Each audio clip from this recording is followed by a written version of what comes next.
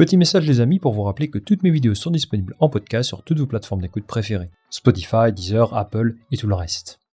Le Grand Prix d'Azerbaïdjan pourrait marquer un tournant dans cette saison de Formule 1. Plus qu'un tournant d'ailleurs, nous allons peut-être assister à un moment historique à Bakou ce week-end. En effet, il est probable que Red Bull se fasse dépasser au championnat constructeur. C'est quelque chose qui n'était plus arrivé depuis le 8 mai 2022 à Miami. Et pour cette raison, j'ai pensé qu'il était nécessaire pour moi de vous faire une vidéo à ce sujet. Car ces derniers temps, Red Bull est entré dans une crise sportive que personne n'imaginait possible. Alors évidemment, leurs problèmes extrasportifs de début de saison pouvaient laisser présager une année agitée. Mais lorsque leur nouvelle monoplace a été dévoilée au grand jour, on s'attendait à un nouvel exercice de domination. Dans un premier temps, Max Verstappen venait confirmer ça. 5 victoires sur les 7 premières courses, avec en plus de ça Sergio Pérez juste derrière lui en général. Red Bull paraissait intouchable. Et pourtant, le bilan quelques mois plus tard est loin d'être flamboyant. J'ai vu passer ce graphique de la Formule 1, qui nous indique les tendances avant les manches européennes et après celles-ci. En clair, si le premier Grand Prix de la saison serait celui d'Imola, Lando Norris serait leader du championnat devant Oscar Piastri et Max Verstappen. Quand on voit la forme de McLaren ces dernières semaines, ce n'est pas vraiment étonnant. Mais tout de même, si je vous avais dit ça en début de saison, est-ce que vous m'auriez cru ? Aujourd'hui, il se trouve à 8 points de Red Bull au constructeur. Et compte tenu de l'état de forme des uns et des autres, le scénario le plus probable est qu'ils prennent la première place. Bien sûr, il faudra également faire attention à Ferrari, qui est à moins de 40 points de Red Bull aujourd'hui. Tout ça, ça peut nous amener à un constat très dur. Red Bull va potentiellement perdre un titre qui lui était promis sur un plateau.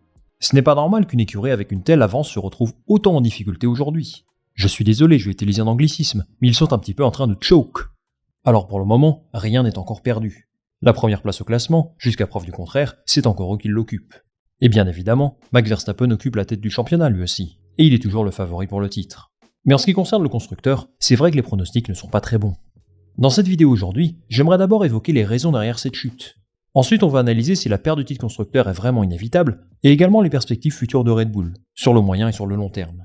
Alors la première raison qui explique les faiblesses de Red Bull, c'est bien évidemment son instabilité politique. L'affaire Christian Horner a fait des dégâts. Pour rappel, en début de saison, le patron de Red Bull était sous enquête pour comportement inapproprié.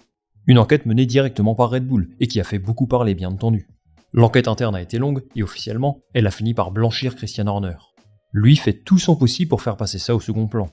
Mais au final, cette affaire a eu de graves conséquences sur l'équipe. Elle a été en quelque sorte le fer de lance d'une guerre interne, avec d'un côté les actionnaires thaïlandais du groupe soutiennent Christian Horner, et de l'autre côté les dirigeants autrichiens, avec Helmut Marko comme figure de proue. La partie autrichienne de Red Bull a tenté d'évincer Christian Horner, et Christian Horner de son côté a tenté de faire sauter Helmut Marko. Sauf que s'attaquer à Helmut Marko, c'est également s'attaquer à Max Verstappen. Lui a été extrêmement clair sur le sujet. Si Helmut Marko s'en va, son futur chez Red Bull est remis en question. Par la suite, il y a eu des piques par médias interposés. Jos Verstappen notamment a dit que Christian Horner ne peut tout simplement pas rester dans l'équipe. En bref, il y a eu un énorme conflit qui a duré de février à mai à peu près. Et encore, ça c'est la version publique. Si ça se trouve, ce n'est pas encore terminé. Toujours est-il que cette guerre en interne a créé une atmosphère malsaine chez Red Bull. Et le résultat, c'est que des cadres de la première heure ont quitté le navire. Premièrement, le directeur sportif de Red Bull, Jonathan Whitley, qui va rejoindre Audi. Alors lui, il n'est pas aussi connu qu'un Christian Horner, Helmut Marko ou Adrian Newey.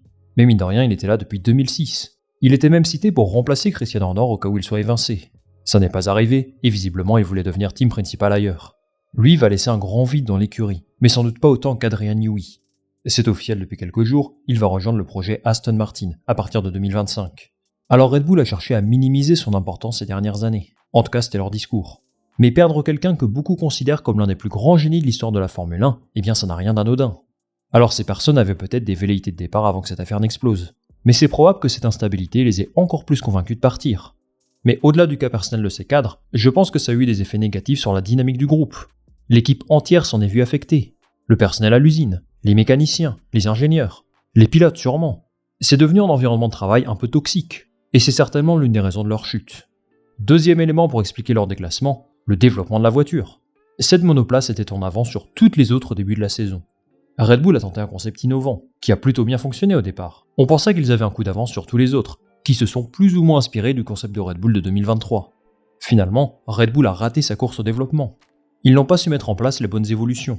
Ou en tout cas, celles-ci n'ont pas donné autant de gains de performance que celles de McLaren par exemple. Peut-être que leur potentiel était plus limité, qu'ils avaient moins de choses à aller chercher. En fait, la voiture nous a donné la sensation d'avoir un plafond de verre assez bas. En plus de ça, aucune évolution n'en donnait satisfaction aux pilotes. À chaque Grand Prix, Max Verstappen se plaint du comportement de sa voiture. On dirait qu'il y a des défauts partout. Elle est plus lente qu'avant, beaucoup plus instable, et tout simplement moins bonne que les autres sur quasiment tous les circuits. Alors ce n'est pas une poubelle sur roue non plus. Mais venant de Red Bull, c'est tout de même surprenant qu'il n'ait pas réussi à mieux exploiter ses évolutions. Ce concept de monoplace qui faisait tant rêver en début de saison n'est peut-être pas le bon au final. Des voitures inspirées de la Red Bull de 2023 font mieux qu'eux aujourd'hui, et ça évidemment c'est un sacré coup dur. En Hongrie, ils ont introduit un gros package d'évolution qui n'a pas produit les résultats espérés. Il y avait par exemple une nouvelle forme des pontons, qui devait permettre une meilleure circulation du flux d'air vers l'arrière. Ça n'a pas bien fonctionné. À Imola et à Monaco, ils avaient pas mal de problèmes d'équilibre sur le train arrière. Et au-delà des évolutions, il semble y avoir des lacunes au niveau de leur analyse de circuit en circuit. À Monza, au lieu d'apporter un aileron arrière spécifique pour ce circuit, ils ont choisi d'en modifier un déjà existant. Ils ont supprimé une grosse partie de la plaque DRS. Et ça a bousillé la vitesse de pointe de Max Verstappen. Red Bull a donc de grosses lacunes dans son développement. Il ne semble pas capable de trouver des solutions. Troisième élément qui explique leur chute, Checo Pérez. Il n'a pas été au niveau une grande partie de la saison. Alors j'ai vu passer des déclarations comme quoi maintenant Max Verstappen aurait les mêmes problèmes que lui. C'est un petit peu trop facile de dire ça. Comme à peu près chaque saison, il a connu un gros trou d'air à un moment donné. S'il avait été au niveau, son écurie n'en serait pas là aujourd'hui. Vu l'avance qu'ils avaient en début de saison, il ne devrait pas se retrouver là au classement. Depuis le retour de la pause estivale, ça va mieux pour Pérez. Mais ça coïncide avec un gros moment de faiblesse pour Red Bull. Il a gâché ses opportunités de marquer le gros point. Et s'il n'a pas toute la responsabilité, il a évidemment des choses à se reprocher. À mon sens, sa prolongation de 2 saisons a été annoncée trop tôt. On pensait même qu'il allait perdre sa place à l'intersaison. Et s'il veut être sûr d'être sur la grille l'an prochain, il va falloir qu'il termine la saison en trombe. Quatrième et dernier élément qui explique la chute de Red Bull, les autres écuries se sont mises au niveau. Contrairement à l'an dernier, on a une grille beaucoup plus serrée. Mercedes, McLaren et Ferrari semblent beaucoup mieux comprendre leur monoplace. Alors parfois ils passent un peu à côté. Par exemple, Mercedes à Monza, ce n'était vraiment pas ça. Ferrari a été en grande difficulté avant le Grand Prix d'Italie. Et si McLaren a la meilleure voiture, ils commettent des erreurs dans leur management et dans leur stratégie qui leur coûtent des gros points. Toujours est-il que la concurrence est beaucoup plus dense que l'an dernier. Et évidemment, ça ne permet pas à Red Bull de dominer autant. Leur titre constructeur est donc en danger. Mais la question que je me pose désormais, c'est s'ils seront capables de conserver leur titre ou non. On peut commencer par dire qu'ils ont évidemment toutes leurs chances. Red Bull, ça reste Red Bull. Oui, ils traversent une période difficile, mais ils ont certainement les qualités pour remonter la pente. McLaren est très fort, mais pour l'instant, ce n'est pas non plus une domination absolue. Peut-être que ce sera le cas sur les derniers Grands Prix. Mais pour l'instant, Ferrari et Mercedes ont prouvé être capables de les battre parfois. Mais évidemment, ils devront avant tout compter sur leur propre performance pour gagner le titre. Ils vont participer à quelques Grands Prix qui sont difficiles sur le papier pour eux. Singapour a été leur pire Grand Prix l'an dernier. J'ai quelques craintes pour eux à Interlagos aussi. Bref, le planning qui s'annonce n'est pas très rassurant. Ensuite, Max Verstappen et Christian Horner ne sont pas très optimistes dans leurs déclarations. Publiquement, tous les deux maintiennent la confiance de leur équipe, évidemment. Mais ils estiment que tous leurs problèmes ne pourront pas être réglés sur les prochains Grands Prix, c'est impossible. Pour eux, les maux sont beaucoup trop profonds pour être réglés avant le Grand Prix de Singapour. Après ça, ils auront une pause d'à peu près 1 mois. Et à ce moment-là, peut-être qu'ils pourront trouver des solutions.